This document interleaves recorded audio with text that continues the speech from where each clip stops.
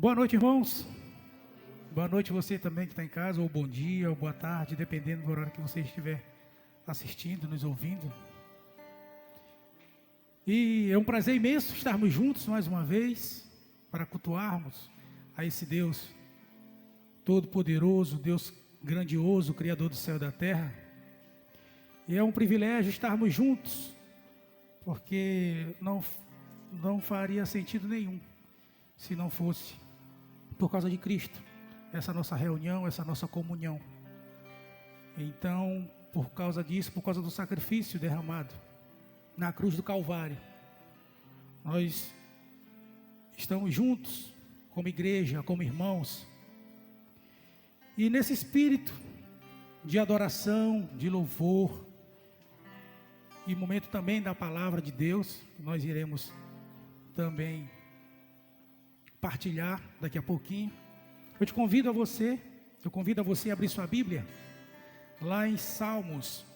Abra sua Bíblia no livro de Salmos, Salmos 24. Salmos 24. A palavra do Senhor diz assim: Ao Senhor pertence a terra e tudo o que nela se contém, o mundo e os que nele habitam. Fundou-a ele sobre os mares e sobre as correntes a estabeleceu.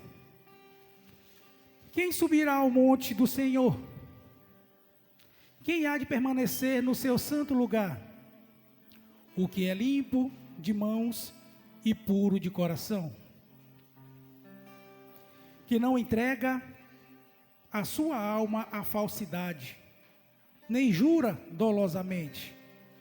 Este obterá do Senhor a bênção e a justiça do Deus da salvação. Tal é a geração dos que os buscam, dos que buscam a face do Deus de Jacó. Levantai, ó portas, as vossas cabeças. Levantai-vos, ó portais eternos, para que entre o Rei da Glória. Quem é o Rei da Glória? O Senhor forte e poderoso, o Senhor poderoso nas batalhas. Levantai, ó portas, as vossas cabeças, levantai-vos, ó portais eternos, para que entre o Rei da Glória. Quem é esse Rei da Glória? O Senhor dos Exércitos, Ele é o Rei da Glória. Aleluia, irmãos. Esse é o Rei da Glória, esse Senhor dos Exércitos, o Deus Criador do céu e da terra. Esse é o Rei da Glória. É esse Deus que rege as nossas vidas, esse Deus que nos salvou, que nos amou primeiro, esse Deus que enviou o seu único Filho amado para nos resgatar do lamaçal do pecado, para morrer por mim e por ti, meu irmão. É esse Deus. Esse é o Rei da Glória. Vamos orar. Deus, em nome de Jesus, nós te colocamos, Pai, este culto, nós te entregamos cada irmão, cada coração aqui presente. Nós te colocamos cada ministério desta igreja. Nós te colocamos também o pregador da noite. Nós te colocamos, Pai, todo o nosso ser, toda a nossa vida. Seja feita a tua vontade, ó Rei da Glória. Nós te agradecemos, te louvando em nome do teu Filho amado Jesus. Amém. Ministério de Louvor. Eu peço a vocês que levantem-se, por favor, vamos adorar esse Deus, o Rei da Glória, esse Deus Criador do céu e da terra, porque Ele é Deus.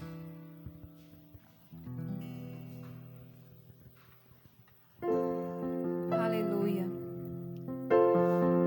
Venhamos deixar esse Rei da Glória entrar em nossas vidas todos os dias, vivenciar o Senhor todos os dias. Deixa Ele entrar na sua casa, deixa Ele entrar no teu coração, deixa o Espírito Santo fazer morada. O Senhor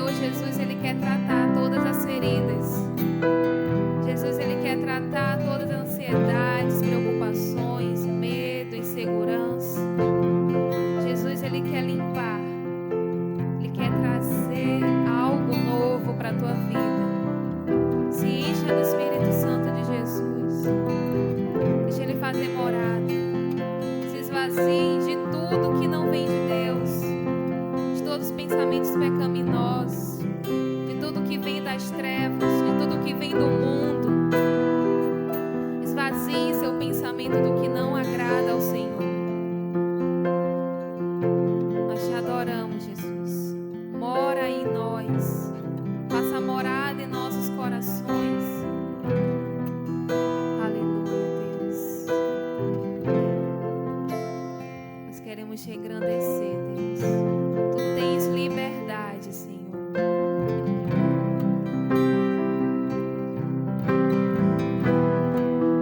Tens liberdade aqui, Espírito de Deus, Espírito de Deus.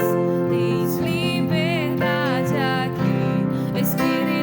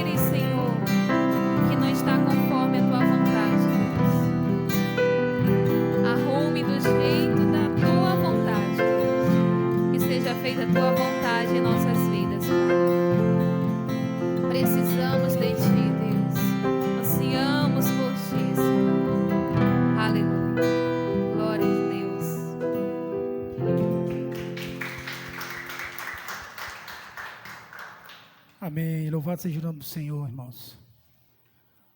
Continuando adorando esse Deus. Clima de adoração. Entrega o teu coração a Ele. Se derrama nesse momento. Esse Deus, Ele nos amou primeiro.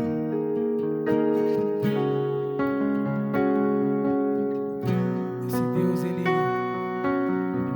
traz luz para a escuridão. Esse Deus, Ele quer cuidar do teu coração. Esse Deus entregou o seu Filho amado para ser Senhor e Salvador da sua vida.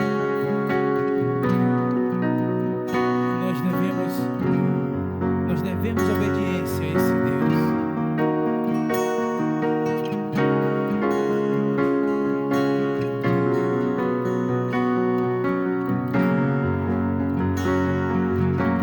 Antes de eu falar, tu cantava sobre mim.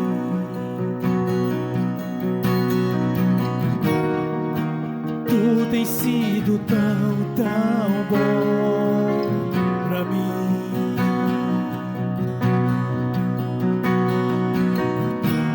Antes de eu respirar, sopraste tua vida em mim.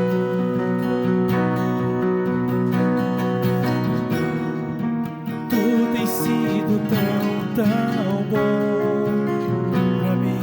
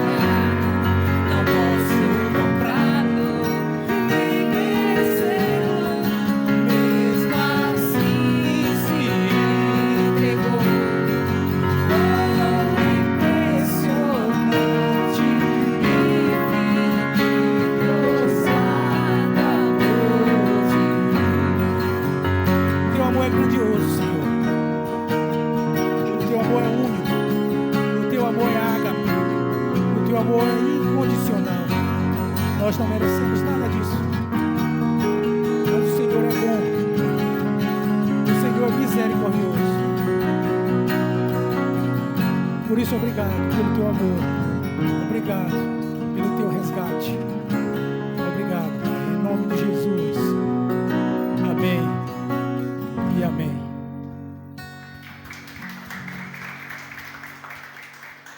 Irmãos, sentados, por favor. Convido os irmãos a abrir sua Bíblia lá em Marcos, livro de Marcos, capítulo 12, livro de Marcos, capítulo 12, e vamos verificar o versículo 41. Marcos 12, versículo 41. Diz assim: assentado diante do gasofilácio, observava Jesus como o povo lançava ali o dinheiro. Ora, muitos ricos depositavam grandes quantias. Vindo, porém, uma viúva pobre, depositou 2 pequenas moedas, correspondente a 1 quadrante. E chamando seus discípulos, disse-lhes: em verdade vos digo que esta viúva pobre depositou no gasofilácio mais do que fizeram todos os ofertantes. Porque todos eles ofertaram do que lhe sobrava. Ela, porém, da sua pobreza deu tudo quanto possuía, todo o seu sustento. Amém. Irmãos, devemos ser como essa viúva. Aqui esse texto aqui, se nós olharmos um pouquinho para frente, nós vamos ver que Jesus está fazendo aqui uma comparação com os escribas ali na frente. Quando ele fala, ele quer mostrar aqui que quem está mais próximo de Deus, os escribas que tira das viúvas, ou a viúva que deu tudo o que tinha. E nesse momento, irmãos, eu convido você a ofertar na casa do Senhor, a dizimar na casa do Senhor, com alegria, de todo o coração. Amém, irmãos? Vamos ficar de pé, vamos ofertar, vamos continuar adorando com nossos dízimos e ofertas. Sobre toda a terra tu és o rei, sobre as montanhas e o pôr do sol, uma coisa só, meu desejo é reinar em mim, Senhor, reinar em mim, com teu poder, sobre a escuridão, sobre os sonhos meus, tu és o Senhor de tudo que sou. Vem reinar em mim, Senhor, reina sobre nós.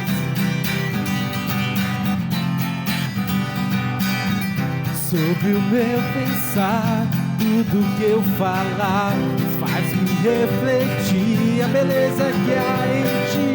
Tu és para mim mais que tudo aqui.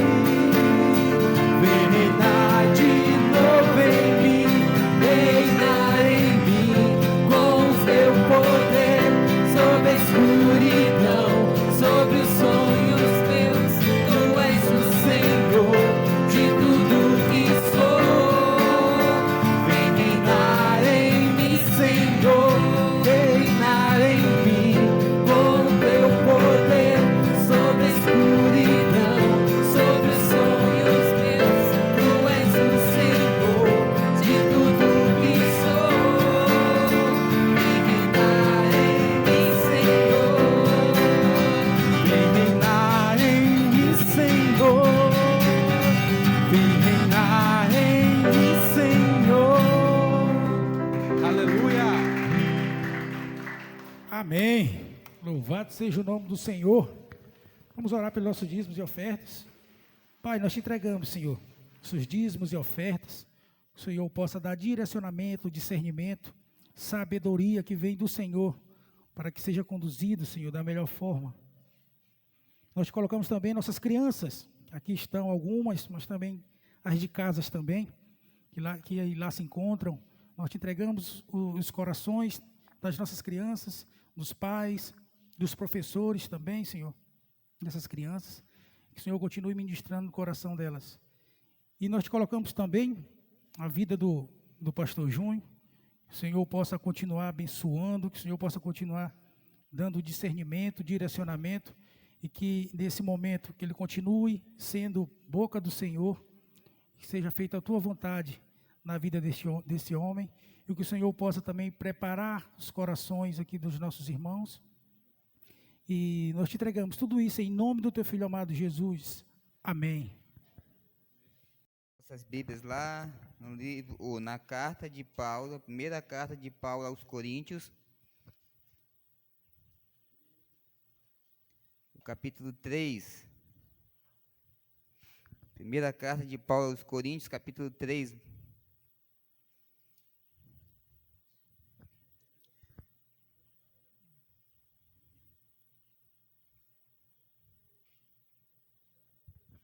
Primeira carta de Paulo aos Coríntios, capítulo 3.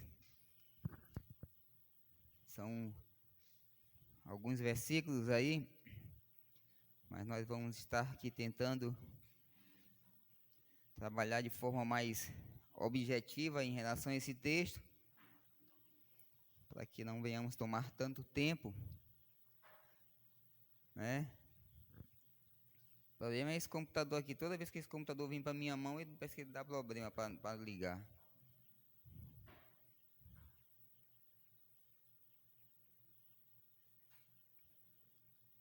Certo, enquanto o computador liga aqui, capítulo 3 de 1 Coríntios, ele está falando não simplesmente direcionado à igreja, mas sobre a igreja, certo?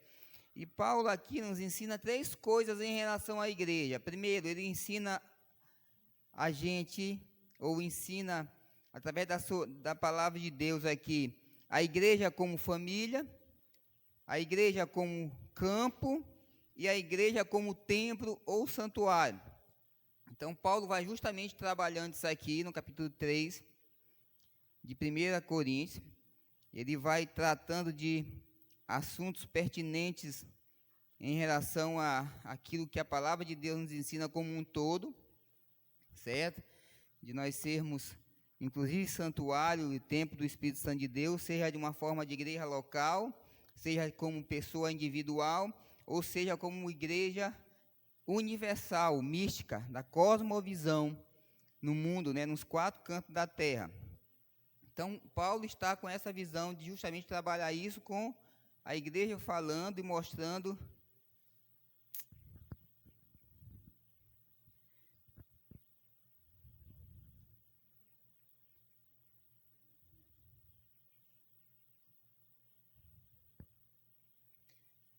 para a igreja o que a igreja seria, o que a igreja era, sobre aquilo que a gente precisa aprender. Do versículo 1 ao versículo 4, ele está falando da igreja como família. Do versículo 5 ao versículo 9, ele está falando de igreja como lavoura, como campo. Do versículo 9, parte B, até o versículo 23, ele está falando de igreja como templo, como santuário, certo? E assim nos dá algumas lições sobre como nós devemos estar procedendo, que às vezes nós esquecemos que nós fazemos parte de uma família, que nós fazemos parte de uma igreja, que nós somos santuário de Deus, tanto individual, como igreja local, como igreja universal, no sentido da visão cósmica, no sentido da igreja nos 4 cantos da terra, essa igreja mística, essa igreja que está sendo canal de bênção, de proclamação do Evangelho nos 4 cantos da terra. E às vezes, por nós esquecermos isso, a gente age de conformidade com o nosso pensamento, age de conformidade com a nossa doutrina ou até o nosso próprio ensino. Aí a gente diz, como? O próprio Paulo responde aqui. No versículo 1 ao versículo 3, quando ele está direcionando, está ensinando a igreja como família, ele começa falando da igreja como carnal, ele começa falando da igreja como crianças em Cristo, ou seja, em relação à maturidade. Quando Paulo fala aqui de igreja como família, ele está falando de maturidade, certo? Ele está falando de maturidade. E aí ele vai dando alguns ensinamentos aqui, ele vai falando sobre esse crescimento espiritual que a igreja não tinha, ele vai falando sobre essa maturidade que a igreja não tinha. Coríntios já tinha um bom tempo em relação ao cristianismo, mas continuava da mesma forma como estava quando começou o evangelho, quando se converteu ao evangelho. E hoje, quando a gente vê, não é diferente. As pessoas, elas continuam imaturas, as pessoas continuam bebendo leite, as pessoas continuam carnais. E a carnalidade aqui que Paulo está mostrando não é a carnalidade que todos nós somos, né? No sentido de ser homem como corpo, homem como natureza humana, mas a carnalidade que Paulo está falando aqui é justamente essa carnalidade de criar problema dentro da igreja, de trazer inimizade dentro da igreja, de fazer partidarismo dentro da igreja. Por causa de quê? Da imaturidade dos coríntios. Então, Paulo nos apresenta aqui a igreja de Coríntios como família, logo nesses primeiros versículos, né? Ele está apresentando a igreja como família. A gente cansa de falar, às vezes, para a igreja como família, mas as pessoas elas preferem não entender isso. Elas preferem continuar essas pessoas carnais, esses crentes carnais, esses crentes imaturos, esses crentes que não querem crescer espiritualmente, esses crentes que não querem dar um passo na frente, esses crentes que não querem ir na profundeza da palavra de Deus, certo? E a gente esquece isso, que nós somos família, a gente esquece isso, que nós somos um só, certo? As pessoas, elas dizem assim, eu me converti, né? Ou seja, eu tenho o Senhor, eu tenho Jesus como meu Salvador, mas elas esquecem de ter Jesus como seu Senhor. Na Bíblia, no Novo Testamento, esse termo, essa expressão Jesus como Salvador só tem 22 vezes. Só aparece 22 vezes. Já como Jesus como Senhor são 650 vezes. Ou seja, a pessoa diz que se converteu, mas continua vivendo aquilo que ele acha que deve viver, ele não tem e não está debaixo do senhorio de Cristo. Que conversão é essa que há nesse coração? Né? Que conversão é essa que o cara diz que foi salvo, mas não tem Jesus como Senhor? Não quer se submeter ao que ele quer, não quer submeter às suas ordens, não quer submeter àquilo que ele direciona. Então, os coríntios eram conhecidos na sua imaturidade pela dieta espiritual. Como Paulo diz, leite vos dei. Alimento sólido não vos pude o quê? Dar. E Paulo não está dizendo aqui em relação àquele crente espiritual e àquele crente carnal, né? Que tem aquela questão de a gente dizer, esse crente é carnal e esse crente ele é espiritual. Ele não está dizendo nada disso. Paulo está falando aqui de uma única verdade.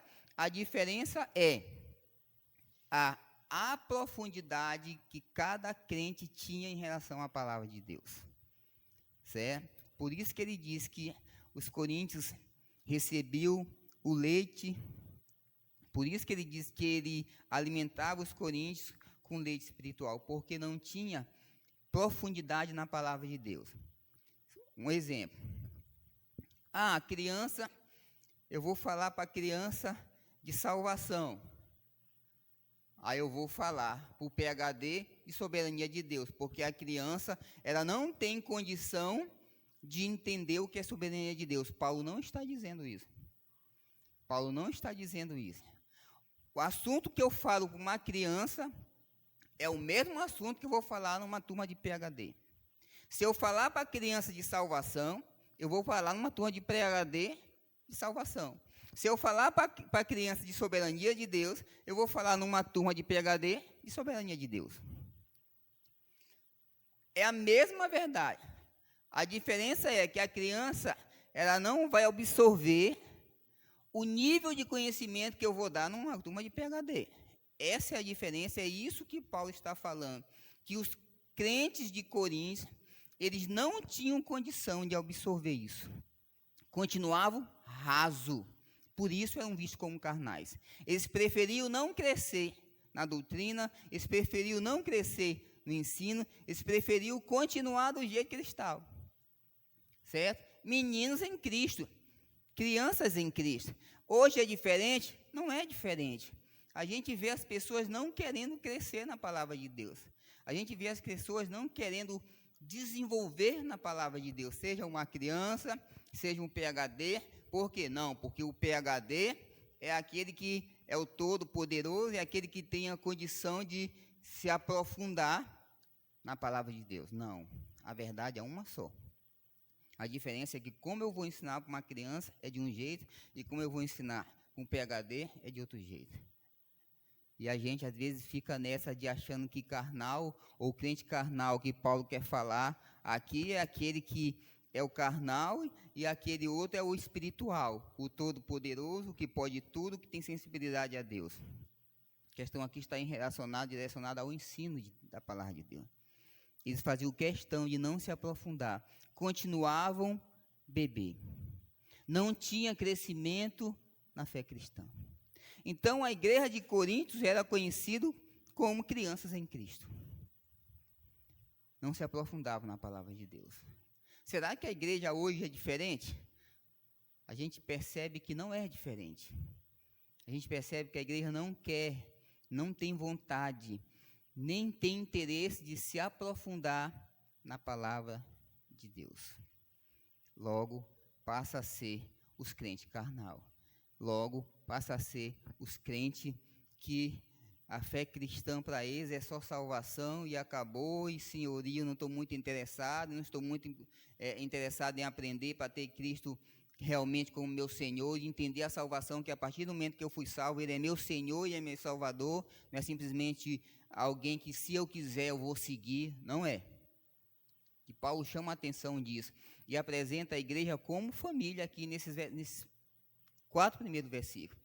Outra forma que a gente conhece, né, a questão dos coríntios aqui, é pelos seus relacionamentos.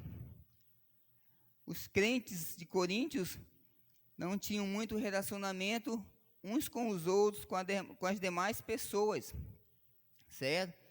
Eles não se preocupavam muito com a comunhão da igreja. Eles não se preocupavam muito de estar junto dos irmãos. O que eles faziam? Por que eles eram carnais? Porque não tinham vontade de se aprofundar na palavra de Deus. E por que eles eram carnais? Porque eles criavam partidarismo ou divisão dentro da igreja. Isso mostra a imaturidade dos coríntios. Como é que a gente vê? O que ele diz aqui? Quando, pois, alguém diz, eu sou de Paulo, e outro, eu de Apolo, não é evidente que andais segundo o homem? A gente tem a mania de dizer assim, o cara, ele não quer trazer comunhão para a igreja, ele não quer trazer força para a igreja, ele não quer trabalhar que a igreja caminhe em relação à obra de Deus no sentido de crescimento.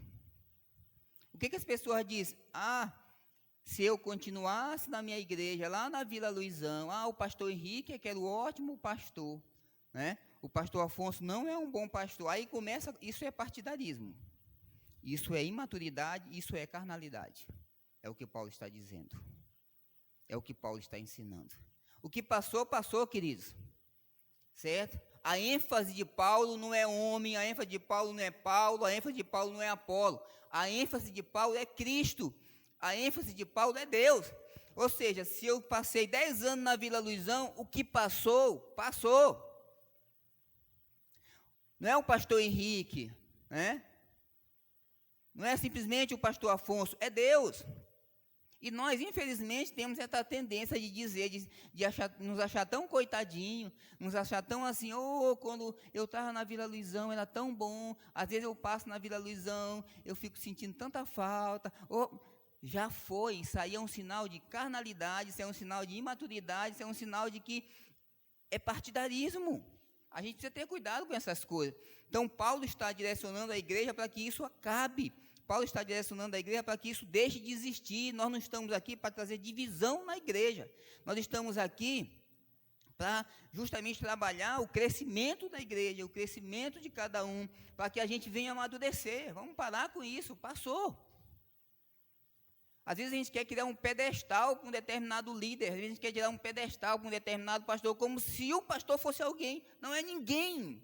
Como se o meu líder antigo fosse alguém. Não é, passou. Quem faz é Deus. O pastor Henrique vai morrer e acabou. Aí por isso eu vou me assustar, por isso eu vou, meu evangelho acabou, não serve. Acabou, isso aí é algo que a gente tem que entender. A gente tem que, como nós vamos entrar agora em relação à lavoura, em relação ao trabalho, a gente tem que entender que a gente é chamado, em primeiro lugar, para maturidade. E quando Paulo está falando de família aqui nesse texto, ele está falando direcionado em relação à maturidade. Os crentes de Corinto precisavam crescer, precisavam amadurecer, precisavam tomar uma postura, precisavam dar um passo à frente. Porque se isso não acontece, nós somos carnais. Nós somos imaturos. Se isso acontece, nós não vamos nos aprofundar na palavra de Deus e vamos continuar com esse pensamento arcaico, mundano, inclusive. A ênfase é Deus. A ênfase não é pastor, a ênfase não é líder, seja de célula, seja supervisor, a ênfase é Deus, certo? E Paulo está justamente dizendo para a igreja: paz, eu só posso dar para vocês leite, porque vocês são crianças, porque vocês são carnais, porque vocês são imaturos. Vocês não têm profundidade na palavra de Deus. Do versículo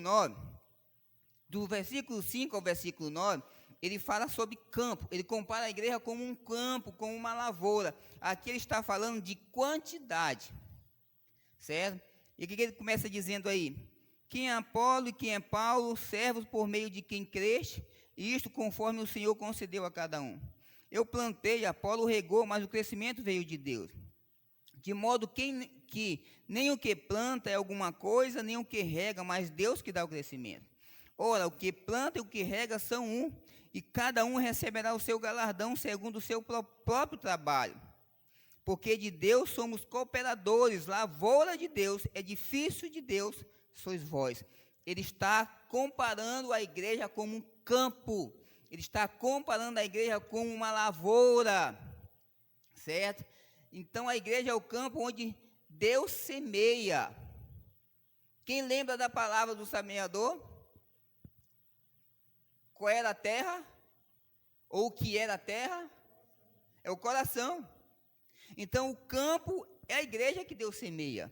E Jesus comparou isso na palavra do semeador, que o coração do homem é o terreno aonde o quê? A semente vai ser plantada.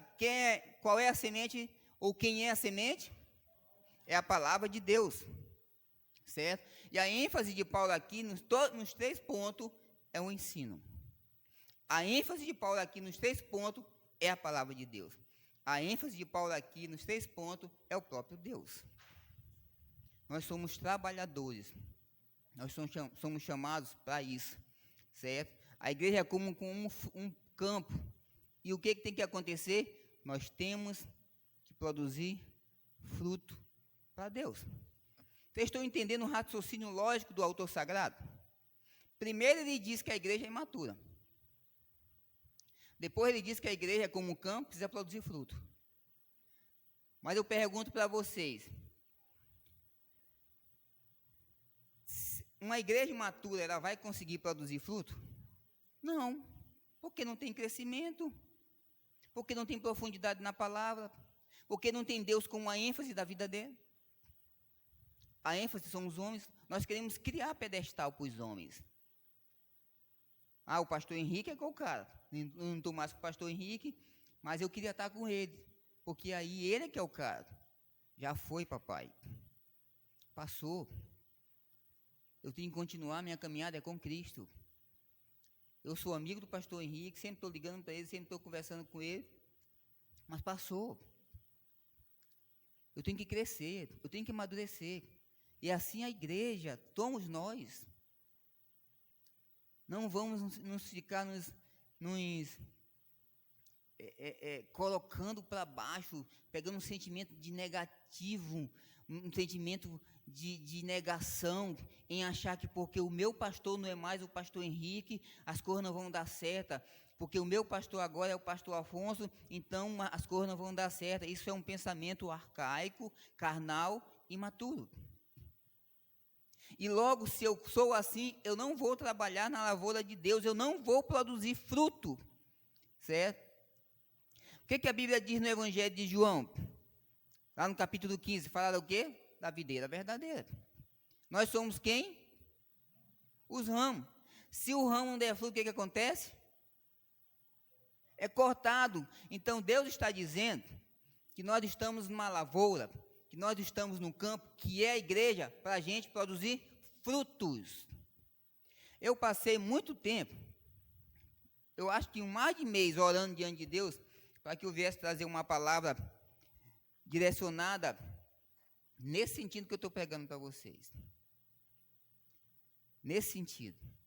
Eu passei mais de mês estudando, colocando diante de Deus, pesquisando, certo? Para que Deus viesse me dar uma palavra direcionada nesse sentido. Porque eu tenho visto, e eu vou voltar aqui bem claro, eu vou abrir um parênteses, mas isso eu vou falar mais embaixo. Paulo aqui está falando de igreja local. Ele está falando de igreja local, ou seja, Paulo está falando de Maranata, vamos dizer assim. Aqui na Bíblia da Coríntios, mas eu vou usar Maranata do Ipase. Vamos sair dessa imaturidade que a gente está vivendo. Vamos nos aprofundar na palavra de Deus. Vamos entender que nós somos trabalhadores de um campo, nós somos trabalhadores de uma lavoura. A gente tem que dar fruto, não é para mim não. Tem que dar fruto, é para Deus. A ênfase é Deus. Quando você trabalha, você não trabalha para o pastor Júnior, você trabalha para Deus. E se você não trabalha, você não deixa de trabalhar para o pastor Júnior, você deixa de trabalhar para Deus. Você é imaturo e carnal. Você não está se aprofundando na palavra de Deus. Isso é sério. Você vai continuar lendo, tomando leite, não alimento sólido. E você pode até ser cortado da videira, porque não está produzindo fruto. E Paulo compara a igreja como um campo. Paulo compara a igreja como uma lavoura. Nós precisamos produzir frutos. O próprio Jesus falou isso no Evangelho. Paulo está nos ensinando que nós somos obreiros, somos trabalhadores nesse campo, somos trabalhadores nessa lavoura. E quem vai para a lavoura tem que trabalhar. E às vezes debaixo do sol. Sabe o que é isso? É labuta. Evangelho é labuta. Igreja é labuta. Não é ficar sentadinho num banco dizendo que é crente. Ou então você é um crente carnal, você é um crente maturo. E não tem profundeza na palavra de Deus. Não tem profundidade na palavra de Deus. Paulo está mostrando para a igreja de Coríntios isso, está nos mostrando isso hoje. Nós somos obreiros. Tem gente que pensa que está agradando a Deus vindo para culto dia de domingo. Tem gente que pensa que está agradando a Deus vindo para a cela dia de quarta-feira, ou terça-feira, ou sábado. E não faz nada, não. É imaturo o tempo todo. É carnal o tempo todo. Fica se lamentando o tempo todo. Fica comparando liderança de um com o outro o tempo todo. Isso é um sintoma e é uma característica de um crente carnal. De um crente imaturo. E ele não está trabalhando na lavoura.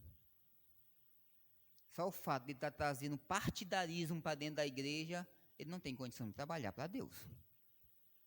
Ainda que Deus queira. É isso que Paulo está dizendo. É isso que Paulo está nos ensinando. Certo? Nós precisamos e devemos entender que no campo, que é a própria igreja, nós temos todo tipo de trabalhador.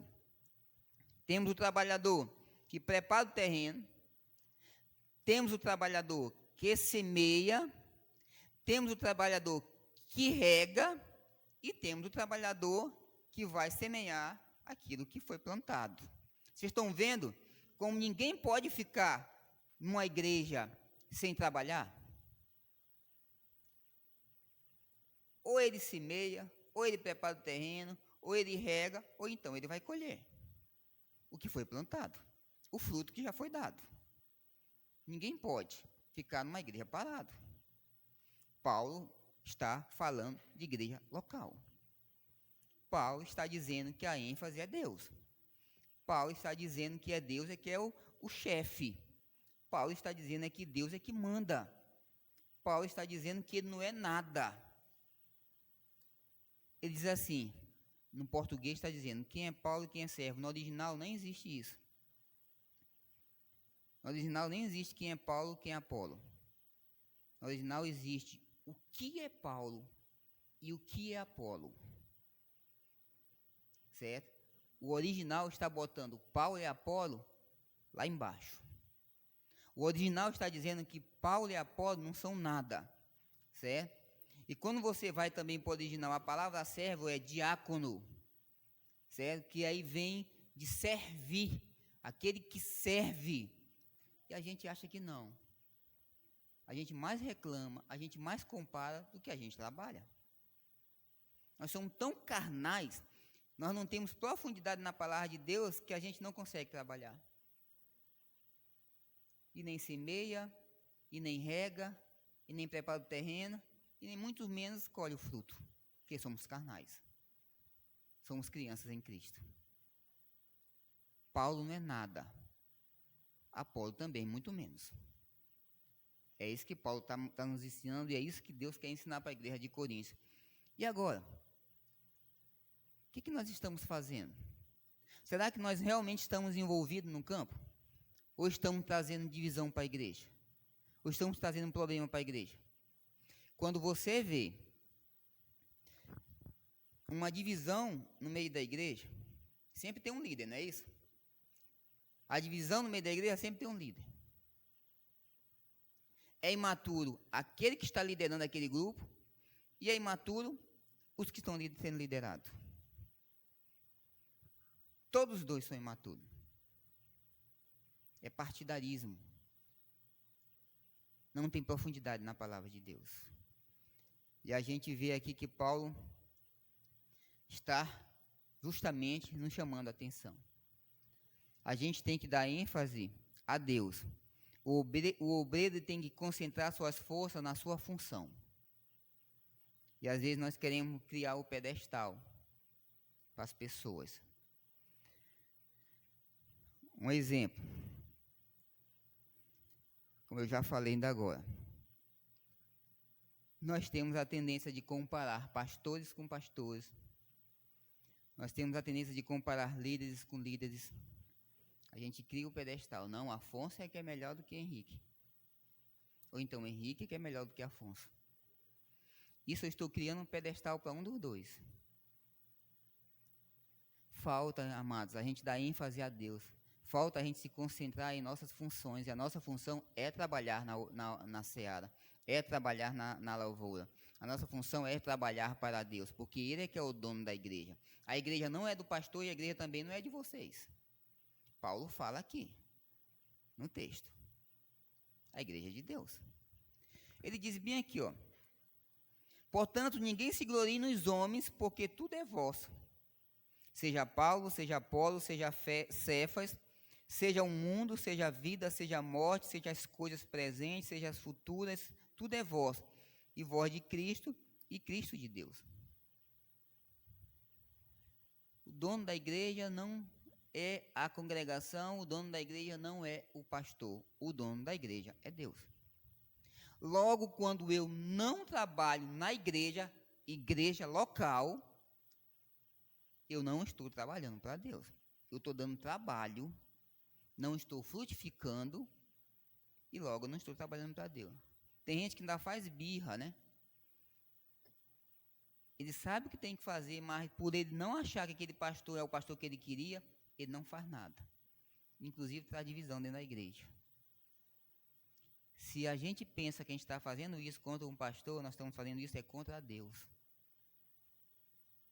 E se nós estamos fazendo isso contra Deus, nós estamos pecando. Estamos indo contra Deus e vamos nos cansar. Olha como o negócio é sério. A igreja precisa entender que quando vocês não fazem, vocês não estão deixando de fazer para mim. Vocês estão deixando de fazer para Deus. Isso é muito sério. A igreja precisa entender que quando você não serve, você não está deixando de me servir, você está deixando de servir a Deus. Isso é sério. Paulo chama você de imaturo e carnal. Paulo chamou Coríntios de imatura e carnal. E olha que ele compara a igreja como família, como campo, como lavoura. Está falando de maturidade, está falando de quantidade, certo? Ele está nos direcionando, está nos mostrando que a gente precisa entender isso. E Paulo também nos ensina algo muito mais profundo na questão desse trabalho. Ele diz que na igreja há diversidade dos ministérios. No meio da igreja, há diversidade no meio da igreja, há diversidade de ministérios. É o que ele diz. Eu plantei, Apolo regou, mas o crescimento vem de Deus. Grave isso, o crescimento vem de Deus. De modo que nem o que planta é alguma coisa, nem o que rega, mas Deus que dá o crescimento. Ou seja, o que planta não é nada, o que rega muito menos. A gente acha que quando a gente faz uma coisinha, a gente já fez suficiente, ainda fica dizendo, o pastor Júnior nem me reconhece, o pastor Júnior nem me elogia. Querido, você está com a visão errada do reino de Deus, você está com a visão errada da igreja. Se você acha que o pastor tem que sair te elogiando, não quer dizer que a gente, como liderança, ou irmão com outro irmão, não possa elogiar, não possa estimular, não possa dar força, isso aí é outra coisa. Mas se você está fazendo algo no meio da igreja para que o pastor venha te reconhecer, você está fazendo as coisas erradas. Você não entendeu ainda o que você tem que fazer no meio da igreja. A motivação, nós vamos falar mais embaixo, não é qualquer pessoa, a motivação é o reino de Deus, a motivação é a glória de Deus. Certo? Então há diversidade de ministérios no meio da igreja. Ninguém é mais importante do que o outro. Não existe essa importância. Não existe. Todos são iguais. Agora a gente precisa encontrar aonde eu tenho que servir. Se é para preparar a terra, se é para plantar semente, se é para regar ou se é para colher. Eu preciso entender. Eu vou fazer isso não é para o pastor Júnior, é para Deus. Mas, infelizmente, por nós sermos imaturos e carnais, a gente não faz. O crescimento numérico, o homem pode dar. Certo? O crescimento numérico, o homem pode dar. Um exemplo. Nós vamos para as grandes igrejas, né? Está lá, cheio de gente. O homem pode fazer. O homem pode fazer. Mas o crescimento genuíno não produz nada. Às vezes é só reclamar e trazer divisão dentro da igreja. Certo? Ninguém fabrica conversão. O homem pode até ter condição de fazer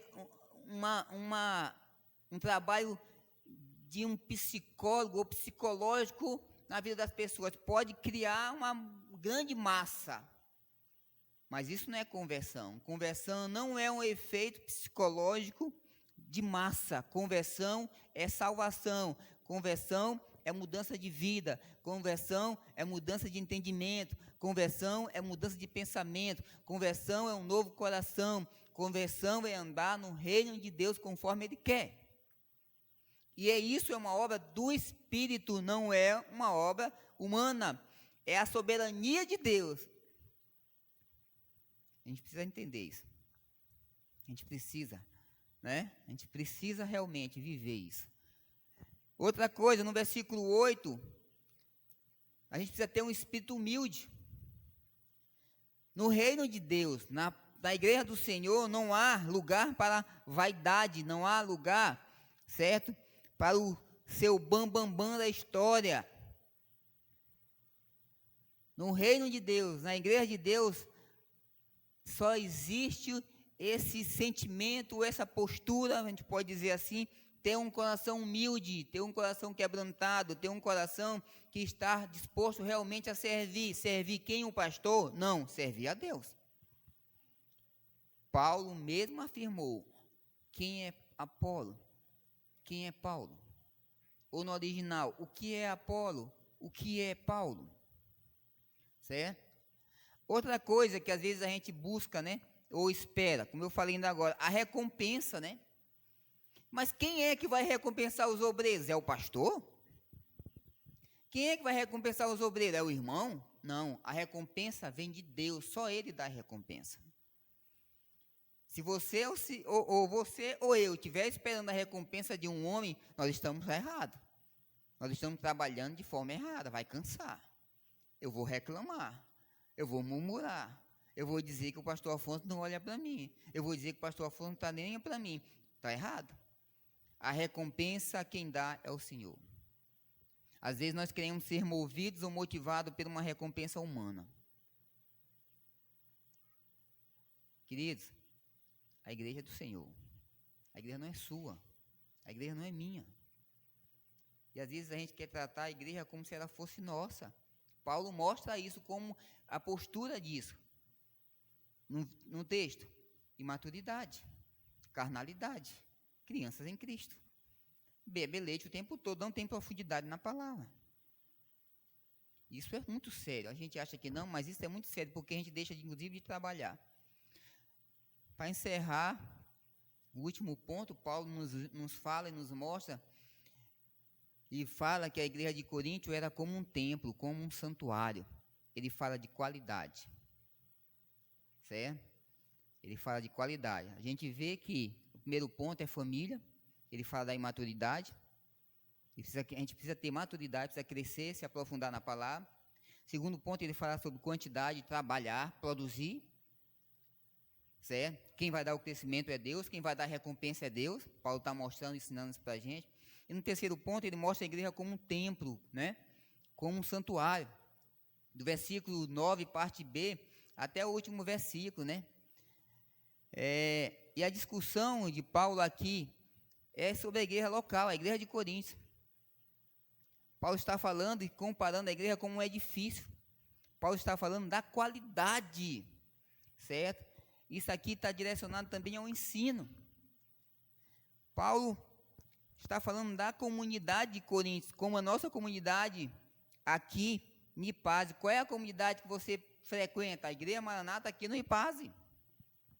Certo? Paulo está falando é disso. A Bíblia está ensinando sobre isso. E às vezes nós queremos produzir, a gente quer trabalhar, a gente quer ir para outras comunidades, e aí a gente não trabalha, a gente não produz, enfim. Tudo isso a gente vê que o crente ele é imaturo, ele é carnal.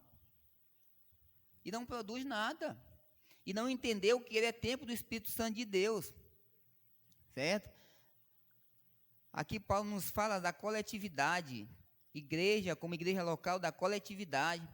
Mas a própria Bíblia, ela nos dá referências sobre nós como um templo do Espírito Santo de forma individual, que está lá em 1 Coríntios 6, 19 a 20, e ele fala também da igreja universal, composta de todos os crentes, em todos os lugares, são habitação do Senhor também, está em Efésios 2, 19 e 22. Então, eu trouxe essa referência para a gente entender que nós somos santuário de Deus como igreja local, nós somos santuário de Deus de uma forma individual, e nós somos santuário de Deus da igreja cósmica, da igreja mística, nos 4 cantos da terra. Ou seja, a presença de Deus está aí. Paulo vai entrar aqui no sentido de ele vai usar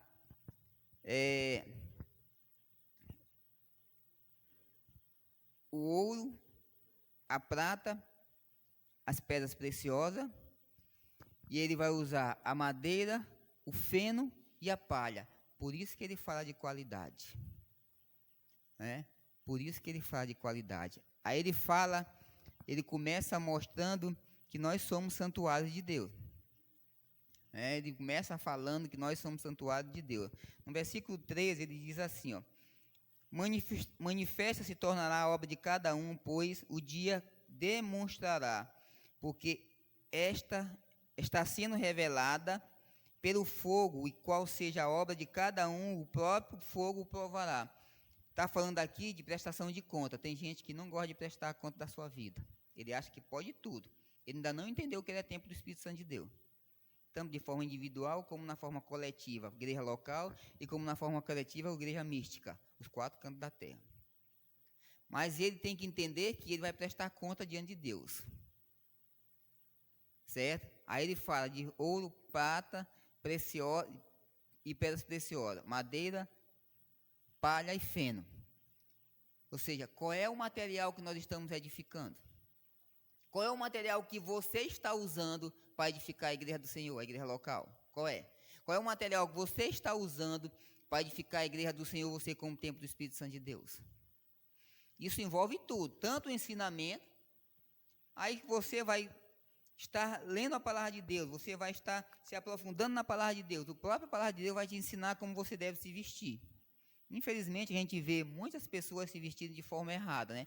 Inclusive, às vezes, a mocinha gosta de mostrar a barriga, ficar com a barriga do lado de fora. A gente acha que isso é certo. Isso não é bom. Uma pessoa convertida não é bom, porque ela vai ser igual ao mundo. Se uma pessoa que é convertida, pode ser nova ou pode ser velha, vamos supor, ela diz que é convertida. Mas um exemplo, aí ela vai para uma festa ou vai para um shopping com a barriga do lado de fora. Ela diz que é convertida. Mas quem vai olhar para ela não vai ter ela como convertida. Pelo contrário. Porque o mundo também faz isso. Vai olhar para ela como uma pessoa que não é convertida. Para ela, para aquelas pessoas, aquela pessoa é igual. Quando a gente está lendo a palavra de Deus nos ensina como nós devemos nos vestir. Quando você tem consciência que você é templo do Espírito Santo de Deus, quando você vai para frente do espelho, o Espírito Santo de Deus te incomoda. Pode ser o homem ou pode ser a mulher, que às vezes o cara também vem de qualquer jeito, ou vai para o shopping, ou qualquer outro lugar de qualquer jeito. Ele é um crente. Eu não estou falando de ficar com roupa comprida, de terno e gravata, eu estou falando das nossas vestimentas decentes. Não igual ao que o mundo mostra, ao que o mundo faz. Porque nós somos templo do Espírito Santo de Deus. Ou seja, eu não estou me qualificando, vou chamar assim, com pedras preciosas, com ouro e com prata. Eu estou me qualificando, ou seja, construindo o templo de Deus, que sou eu, com madeira, feno e palha. Vai ser queimado. E eu vou prestar conta diante de Deus. A gente acha que não. Tudo a gente justifica. Deus entende. Entende nada, meu querido. Você está dizendo que Deus entende porque você não tem profundidade na palavra de Deus. Que na hora que você começar a ter profundidade na palavra de Deus, você vai se tornar um crente maduro e você vai entender que você, olha, existe uma pessoa na igreja chamada Aldinha. Ela conhecia muito a minha mãe, sempre estava lá em casa. Quando eu me converti, eu gostava de usar os macacão mesmo, e ia usar o macacão, o que eu fazia? Eu tirava um lado, né? E aí ficava um lado solto e o outro aqui. Aí eu ia para a igreja assim, com um lado solto e assim. E aí o que acontece? Eu fui me aprofundando na palavra, eu fui crescendo no ministério, as pessoas foram me reconhecendo.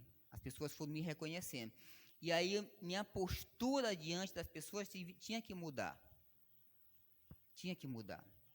A Aldinha me chamou e disse assim, ela me chama de Juninho, né? Ela disse, Juninho, você é um homem de Deus, você não pode mais estar usando essas roupas. Você não pode mais estar andando dessa forma, porque você é um homem que já está em frente de igreja, lá na Maranata Sede. Você é um homem que está sendo reconhecido pelas pessoas. A tua forma de vestir não pode mais ser a mesma. E um irmão de uma outra igreja já tinha me chamado para conversar e já tinha me dito isso.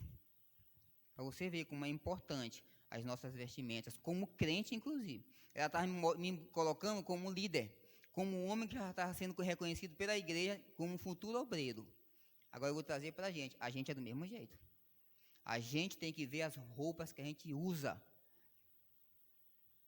Às vezes a gente bota uns shortinhos bem curtinho, né? Tão coladinho, a gente acha bonito. Mas para Deus não é bonito. Você está se vestindo como o mundo está se vestindo. Você tem que ter cuidado com isso. Isso é sério. mostrando a bundinha, né? Às vezes os seios, com a blusinha curta. São tantas coisas que isso incomoda a Deus que a gente acha que não, porque nós não aprendemos ainda que nós somos templo do Espírito Santo de Deus. Isso é um material de madeira, feno e palha. Como é que nós estamos edificando o templo? Tanto igreja local, como igreja individual, como templo individual, como cósmico, ou seja, a igreja mística. Isso é sério, queridos.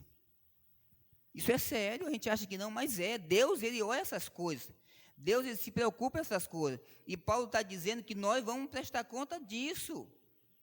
Paulo está falando sobre isso. Paulo está chamando a atenção dos coríntios em relação a isso. Vocês estão aprendendo coisa errada. Essa filosofia mundana que está querendo entrar na igreja, as pessoas querem que a igreja ande de acordo com o mundo, e é o que estava acontecendo. As pessoas estavam trazendo a filosofia grega para dentro da igreja. Elas estavam andando de acordo com a filosofia grega, com os pensamentos gregos. Apolo era um homem muito inteligente, ele era envolvido com a sociedade, inclusive grega. Era um homem muito filósofo, muito pensador. Então as pessoas queriam fazer justamente isso, essa divisão. Não, Apolo é um cara pensador mais do que Paulo. Paulo, apesar de ser inteligente, às vezes não sabe nem falar direito, porque a Bíblia diz que Paulo era pesado, que o discurso dele era tão pesado que as pessoas caíam e dormiam, ou dormia e caía. Que ele falava pesado. Então as pessoas faziam essa comparação. A gente precisa andar de acordo com a palavra, não de acordo com o que o mundo está nos ensinando. E às vezes nós estamos andando como o mundo, certo? Um dia nós vamos ser julgados. Um dia nós vamos ser julgados. A gente precisa entender isso. Precisa aprender isso. E Paulo continua afirmando que a ênfase não é o pastor. A ênfase não é a congregação. A ênfase é Deus. E Paulo diz sobre o fundamento. Quem é o fundamento? Quem é o fundamento? Cristo. Eu sou a igreja, mas ele é o fundamento. E se a gente for edificar ou colocar outro fundamento, o próprio Paulo fala sobre isso. Eu joguei o fundamento. Ninguém pode jogar outro fundamento. O fundamento é Cristo. E eu estou falando para vocês que existem os materiais. Qual é o material certo para a gente construir a igreja? Ouro, prata e pedras preciosas. Qual não é o material certo? Madeira, feno e palha. E aqui está direcionado sobre o ensino. Aqui está direcionado sobre a palavra de Deus. Quando eu trago isso para a minha vida, a palavra de Deus, quando eu leio a palavra, quando eu procuro amadurecer na palavra, quando eu me aprofundo na palavra, eu vou ser guiado pelo Espírito Santo de Deus. Eu vou deixar de ser um crente carnal. Em qual sentido? Porque eu estou crescendo, porque eu estou frutificando, porque eu estou edificando, usando os materiais certos para a edificação da igreja. Eu não estou falando de prédio, eu estou falando da minha vida, da tua vida, eu estou falando da congregação, porque é aqui que cada um de nós tem que trabalhar. Jailson não tem que trabalhar na Vila Luizão, não. Eu não tenho que trabalhar na Vila Luizão, não. Já foi, nosso tempo lá já passou. A nossa igreja local é aqui, você tem que produzir, é aqui, a tua lavoura é aqui. De acordo com a palavra de Deus, é isso. Paulo está direcionado aqui à igreja local. Às vezes o cara acha, ele se gloria, inclusive, pastor, fulano me convidou para tocar na igreja dele assim, assim, assim, eu posso ir tocar lá? Aí o cara daqui não faz nada. Então, pastor, fulano me convidou para pregar em tal lugar, assim, assim, assim, eu posso ir pregar lá? E às vezes o cara não quer pregar aqui. Vocês estão entendendo o raciocínio? Está errado. Você tem que produzir, é aqui. Você tem que crescer, é aqui. Você tem que amadurecer, é aqui.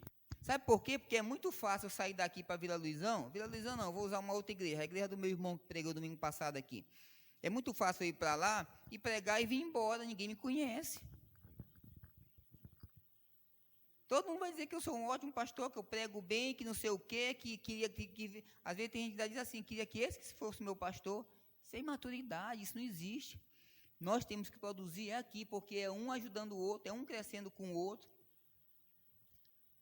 E às vezes as pessoas estão sem trabalhar diante de Deus, esquecendo que são templos do Espírito Santo de Deus, esquecendo que a ênfase é Deus, esquecendo que o fundamento certo é Cristo, esquecendo de usar os materiais certos, e assim vai vivendo a vida, achando que nunca vai prestar conta do que ele está fazendo. A palavra de Deus é o alimento para a família, a palavra de Deus é a semente para o campo, a palavra de Deus é o material para a edificação. Quando eu leio a palavra, eu sou alimentado na palavra, eu vou edificar com ouro, prata e pedras preciosas. Devemos entender também, né, que a nossa motivação, qual é a nossa motivação? É a glória de Deus. Se eu faço para ser visto, se eu faço para o pastor reconhecer, está errado. A minha motivação tem que ser a glória de Deus. Tem gente que quer enganar o pastor, ele pensa que está enganando a Deus, né? O coração dele está cheio de engano. O coração dele está cheio de engano. Aí ele chega assim, pastor, ou então para o líder. Meu líder, hoje eu não vou para a cela por isso.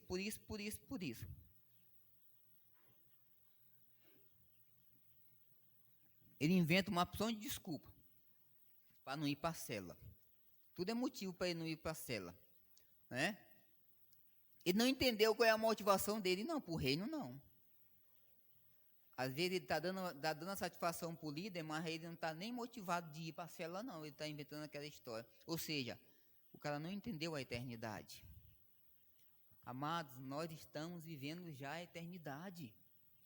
A eternidade não tem que ser vivida quando eu morrer, ou quando Deus vir buscar a igreja. A eternidade tem que ser vivida hoje. E devemos entender também que a igreja é a herdeira de Deus. Versículo 21 e 23, para a gente encerrar, diz assim, ó, portanto, ninguém se glorie nos homens, porque tudo é vosso, seja Paulo, seja Apolo, seja Cefas, seja presente, seja o futuro, tudo é vosso, e vós de Cristo e Cristo de Deus. A motivação é Cristo, e nós somos herdeiros de Deus. Vocês estão entendendo aonde Deus quer nos levar?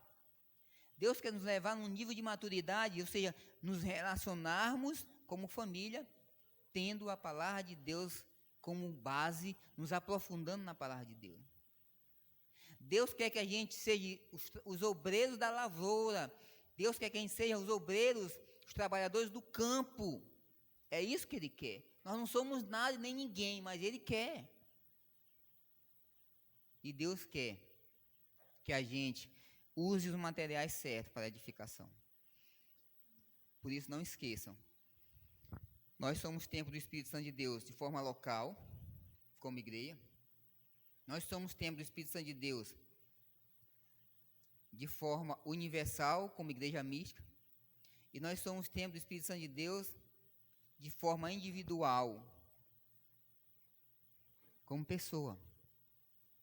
Qual é o material que você está usando para isso? Se é a palavra de Deus, como é que a gente se acha ouro? Como é que a gente se acha pedras preciosas? Como é que a gente se acha prata? Eu vou chegar bem na praça e vou achar ouro? Eu vou chegar bem na praça e vou achar pedras preciosas? Eu vou chegar bem na praça e vou achar prata? Não vou. Mas eu vou chegar bem na praça e vou achar palha. Eu vou chegar bem na praça e vou achar feno. Eu vou chegar bem na praça e vou achar madeira. O ouro tem que cavar. O ouro tem que entrar em montanha. Tem que fazer buraco em montanha. Fora o buraco que vai ter que fazer, ainda tem que trabalhar no negócio lá de garimpar, né? Que a gente dá o nome. O que significa isso? Para você receber a revelação de Deus na palavra dele, você precisa trabalhar na palavra. Você precisa produzir na palavra. Quando eu faço isso, eu vou estar usando o material certo para edificar a minha vida, que é templo do Espírito Santo de Deus. Eu vou estar usando o material certo para edificar a igreja local, que também é templo do Espírito Santo de Deus. E, consequentemente, eu vou estar usando o material certo para edificar a igreja mística, que são os 4 cantos da terra. Tudo está aqui, ó. Mas nós queremos ser carnais, queremos ser crentes imaturos? Vamos fechar os nossos olhos. Vamos orar a Deus. Pai, em nome de Jesus,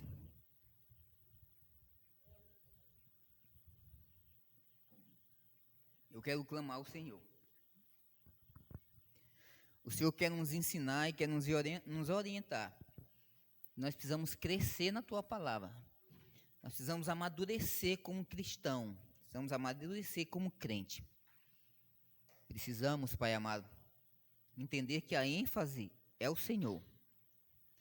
Também precisamos aprender que nós somos trabalhadores de um campo e a igreja é o campo. Precisamos entender que a nossa recompensa vem do Senhor, Pai amado. Não somos nada e nem ninguém. Precisamos entender que somos templo do Espírito Santo de forma individual e coletiva, inclusive da igreja local, da comunidade local qual nós estamos servindo, Pai amado. Que a gente entenda isso, Pai amado. Que aí o nosso cristianismo, a nossa fé, nossas pregações, o nosso testemunho vai ser diferente. E um dia nós iremos estar diante do Senhor, Pai amado, para prestar conta de tudo aquilo que nós estamos fazendo. Por isso, nos ajuda que a gente venha usar os materiais certos. O ouro, a prata e as pedras preciosas, Pai amado. Venhamos ter maturidade, venhamos ter quantidade, ou seja, produzir no Teu campo, que é a Tua igreja, e venhamos ter, Pai amado, qualidade, a Tua palavra em nossas vidas, Pai. Em nome de Jesus.